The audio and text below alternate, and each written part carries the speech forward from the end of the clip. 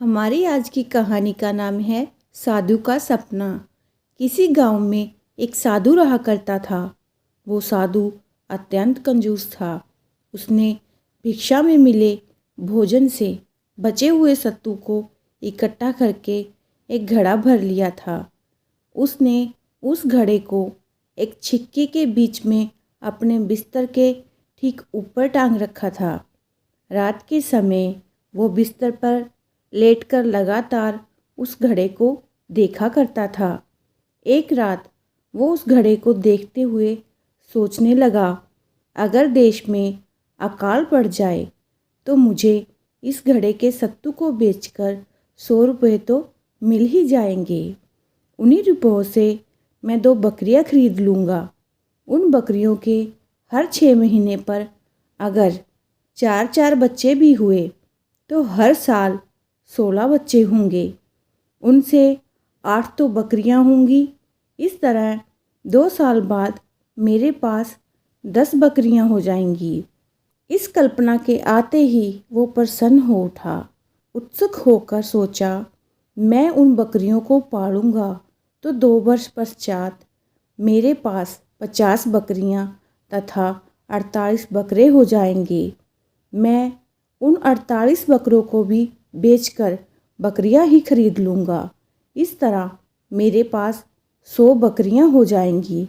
उनसे प्रतिवर्ष मुझे 800 बच्चे प्राप्त होंगे।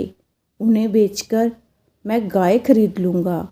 जब गाँव का समूह बन जाएगा और मेरे पास 100 गाय हो जाएंगी तो उनके बच्चों को बेचकर मैं भैंस खरीद लूँगा। भैंसों के पश्चात घोड़ों का समूह बनाऊंगा और तब हर समूह के बच्चों को लेकर जो धन प्राप्त होगा उससे एक विशाल भवन बनाऊंगा। मेरे विशाल भवन तथा मेरी संपन्नता को देखकर अनेक ब्राह्मण मुझे अपना दामाद बनाना चाहेंगे, लेकिन मैं तो केवल रूपमती से ही विवाह करूंगा। अब जब रूपमती भिक्षा देने अपने मकान से बाहर आती है तो उसके आगे अप्सराओं का सौंदर्य भी फीका पड़ता है। मेरी संपन्नता के कारण उसके पिता उसका विवाह मेरे साथ अवश्य ही कर देंगे।